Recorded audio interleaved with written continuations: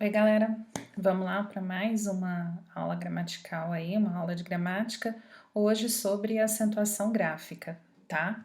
O que a gente tem que lembrar? Quais são os acentos que aparecem na língua portuguesa, quais são os acentos possíveis dentro da língua portuguesa. Então, aqui no primeiro caso, tenho avó, esse acento é o acento agudo. Depois, o acento circunflexo, avô, que na língua portuguesa só vai aparecer sobre as letras E O, tá?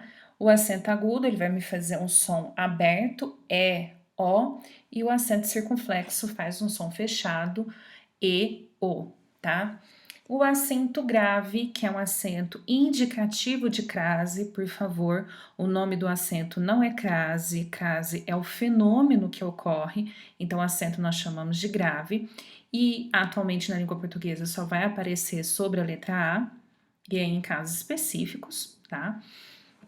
O til, que ele serve para nasalizar o som, então quando a gente pronuncia uma palavra como não, parte do som sai pela boca e ao mesmo tempo vibra, né? O nariz, se a gente puser a mão sobre o nosso nariz e pronunciarmos uma palavra com esse som nasal, não, canção, certo? Leões, a gente vai perceber que há uma leve vibração aí no nariz, tá? Por isso que quando a gente tá resfriado, o nariz entupido, enfim, o som sai um pouco estranho, ok? Porque aí esse canal estaria impedido. E o trema, que desde o novo acordo da língua portuguesa, ele não aparece mais desculpa, ele não aparece mais nas palavras de origem portuguesa, somente aí de origem estrangeira, como o exemplo que eu coloquei em Miller, tá? Então, antes ele funcionava para mostrar que o seria levemente pronunciado, hoje nós não colocamos aí nas palavras portuguesas, tá? Somente em palavras estrangeiras, se necessário for, ok? Bom, quando nós falamos de acentuação gráfica, nós vamos mexer somente com esses dois acentos, tá? Acento agudo e acento circunflexo. Não vamos trabalhar esses aqui, ok? Então vamos lá, primeira regra. Quando eu tenho monossílabos tônicos, repetindo, o que seria monossílabos tônicos? São monossílabos que possuem força, né? Como a própria nomenclatura diz aqui, tônico, né? Quer dizer que ele tem uma carga significativa. O que seria um monossílabo átono? Uma preposição como de, como artigo a, como a preposição a, pronome lhe, me, certo? Todos esses são átonos. Então, aqui eu vou acentuar os monossílabos tônicos de carga significativa que terminarem em a, e o, seguidos ou não de S, tá? O S aqui não vai interferir. Então, se eu faço pás, pés, pós, tá? Continua a acentuação. Coloca aqui também o caso de sol e mar para a gente ver que quando monossílabos assim, eles não serão acentuados. Por quê? Sol termina com L, mar termina com R, então a gente não acentua esses monossílabos. Só os terminados em A, E O, ok?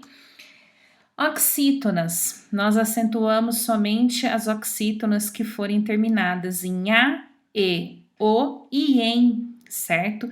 Seguidos ou não de S, tá? Esses finais seguidos ou não de S. Então, coloco aqui como exemplo, por exemplo, Amapá, tá? Bebê, cipó, também, e eu gosto de colocar o parabéns para a gente perceber que o homo S não vai interferir. A gente sabe que em com M, né? Quando seguido aí de um S, esse M tem que transformar em N, afinal de contas, na língua portuguesa, o M só vai aparecer antes de P e B. Então, quando a gente tem o plural aí de alguma palavra terminada em "em", a gente transforma o M em N, mas a regra continua, certo? Então, a gente vai perceber que na acentuação gráfica, o S não vai fazer muita diferença, tá? Se essas terminações estiverem ou não seguidas de S, ok? No caso, se pensar, Michele, mas Sóis é acentuada, a gente vai ver mais para frente por quê. E mares vai sair da nomenclatura de monossílabo, tá? Vai passar a ser uma dissílaba, e aí uma paroxítona terminada em E, ela não será acentuada, ok? Como a gente já vai ver. Então, aqui, retomando, regras para monossílabo tônico, A, E, O, seguidos ou não de S, oxítonas, A, E, O, como monossílabo, e o EM, tá? Também seguido ou não de S. Para as paroxítonas, são as paroxítonas terminadas em L, I, N, U, R, X, AN, PS, grupo PS e 1, além das paroxítonas também terminadas em ditongos, tá? E aqui também seguidas ou não de S, ok? Então, retomando aquele exemplo que eu tinha colocado do mar, se eu puser mar, mar não recebe acento porque é um monossílabo tônico terminado em R. Se eu colocar no plural, também não vai receber um acento, porque passa a ser uma paroxítona terminada em E, e paroxítonas terminadas em E não são acentuadas, tá? Então, aqui eu coloquei um exemplo de cada terminação. Então, eu tenho túnel, lápis, biquíni. Aqui eu coloquei lápis e biquíni para a gente ver como o S não vai interferir, tá? Continua o acento. Hífen, bônus, repórter, tórax, órfã, o masculino também, órfão, órgão, bíceps, álbum, aí nessas terminações. E coloquei a palavra exercício porque ela é terminada em ditongo, tá? Observação, se eu puser túnel no plural, certo? Vai ficar túneis. Aí eu tenho um ditongo EI, certo? Então, eu mantenho o acento na paroxítona, né? Porque as paroxítonas terminam não de S, tá? Então, pra gente entender porque em alguns casos o acento se mantém, tá? Como nós temos aqui uma série de letras num número bem maior em relação ao monossílabo e oxítona, né? Eu costumo colocar nessa disposição para a gente utilizar um recurso mnemônico, né? Formar uma palavra aqui, ó, li, nur, chão, psum, tá? Isso me ensinaram quando eu estava ainda no colegial e é uma dica que mantém, que não deixa a gente esquecer. Então, paroxítonas serão acentuadas se terminarem em li, nur, chão, psum e ditongos, tá? Proparoxítona, não preciso nem me importar com o final dela. Todas as proparoxítonas serão acentuadas. Médico, sílaba, gramática, não importa, tá? E aqui é o nosso limite. A gente só vai conseguir acentuar uma palavra até a antepenúltima sílaba, tá? Então, aqui no caso, médico, co é a última sílaba, di é a penúltima, me é a antepenúltima. Eu vou até aqui. Então, por exemplo, se eu tenho um adjetivo como fácil, que é uma palavra terminada em L, uma paroxítona terminada em L, então fácil, ou como difícil, tem acento. Porém, quando eu acrescento o sufixo mente para formar o advérbio de modo, facilmente, esse acento vai desaparecer.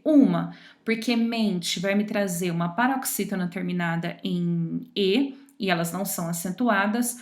Outra, porque em facilmente seria impossível acentuar, porque estaria para lá de uma sílaba, da antepenúltima sílaba, tá? O nosso limite é sempre antepenúltima sílaba, para receber algum tipo de acentuação. Para antes disso, enfim, na língua portuguesa, isso não vai existir, ok?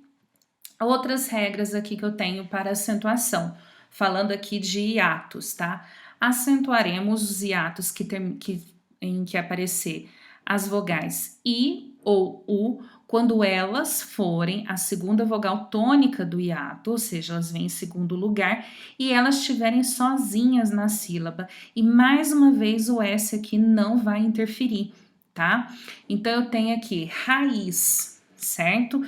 Fiz a separação silábica aqui, ra-is. O I não ficou sozinho na sílaba, ele vem acompanhado da letra Z. Então, não posso acentuar aqui. Só vou acentuar se o I ficar sozinho nessa sílaba. Como acontece com o plural. Quando a gente coloca raízes no plural, a gente vai deixar o I sozinho na sílaba. Ra-i-zes. Ficou sozinho, recebe acento. É o que acontece, por exemplo, em saída, saúde, juízo, juízes, juíza, tá? Todos aí com o i sozinho ou o u aqui no caso de saúde, sozinhos na sílaba. É o que acontece, por exemplo, com baú, certo? Baú é uma dissílaba, é uma oxítona, porque o u é a vogal mais forte, então é a sílaba tônica, mas eu acentuo baú não porque ele é terminado em u, mas sim porque é um hiato em que o u fica sozinho na sílaba, tá? E aqui eu coloquei a palavra também ruim, tá? Por quê? Para deixar bem marcado que ruim é um hiato, tá? Não é um ditongo para fazer ruim, é ruim. Como ele não fica sozinho na sílaba, ele vem seguido do M, não será acentuado. E coloco também a diferença entre Luiz com S e Luiz com Z. Então, Luiz com S, o I fica acompanhado do S, e o S, mais uma vez, não vai interferir. Então, eu mantenho o acento sobre essa segunda vogal do hiato, tá? Luiz com Z é o mesmo caso de raiz, o I vai ficar acompanhado do Z, então eu não posso colocar o acento, tá? Isso aqui é depender, né, da forma como foi registrado o nome da pessoa, enfim, a gente sempre obedece aí ao registro, tá? De uma vez que é a identificação da pessoa. Porém, para a norma culta da língua portuguesa, Luiz com S recebe acento, porque o I fica isolado, acompanhado, né, isolado entre aspas, tá com o S, mas o S não vai interferir, e Luiz com Z não acentuamos, porque ele é acompanhado do Z, tá?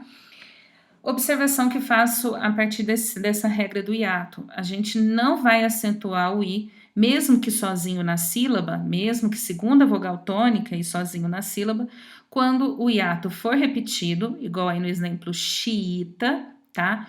Ou quando ele for precedido, aí, aliás, seguido do dígrafo NH, como em rainha, moinho, campainha, não será acentuado, ok?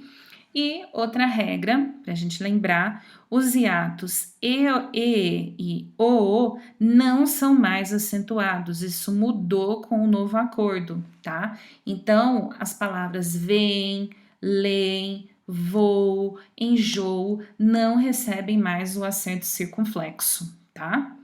Bom, sobre os ditongos abertos, são 3 ditongos abertos na língua portuguesa: el, oi, ei. Tá? Eles serão acentuados se não estiverem em uma palavra paroxítona.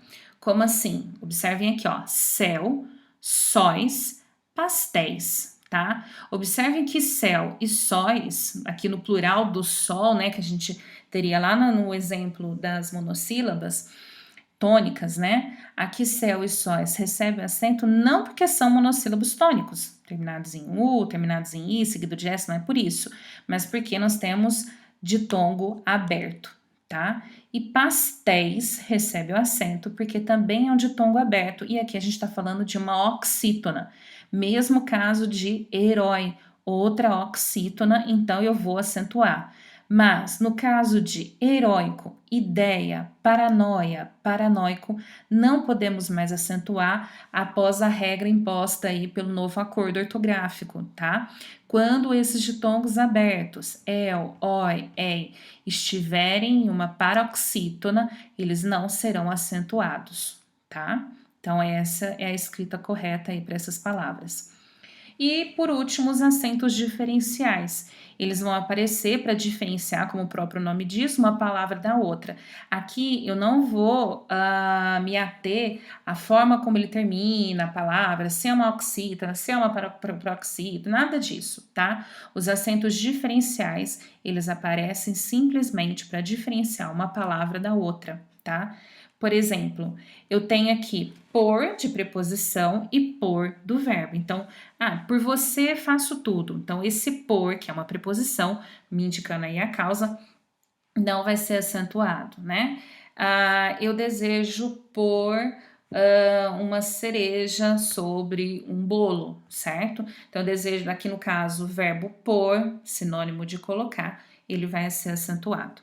Então, vejam que a minha pronúncia é a mesma, tá? Eu tenho um monossílabo átono, que é o por, preposição, monossílabo tônico, que é o verbo, mas a terminação é a mesma, a pronúncia é a mesma, a gente acentua somente para distinguir a função de um para com o outro, tá? Um pertence à classe gramatical da preposição, o outro ao verbo, tá? Pode em presente do indicativo e pode pretérito perfeito no indicativo, ambas aqui para a terceira do singular, tá? Para a terceira pessoa do singular. Pode, tá certo que a gente pronuncia de uma forma mais aberta, mas eu não vou colocar acento, tá? Porque volta aí a regra de ser uma paroxítona terminada em E. Mesmo caso de pode, tá? Ainda é uma paroxítona terminada em E. Mas por que que a gente coloca o acento? Para diferenciar na escrita quando estamos falando de presente e quando estamos falando de pretérito perfeito no indicativo. E para as flexões do verbo ter e do verbo vir, tá?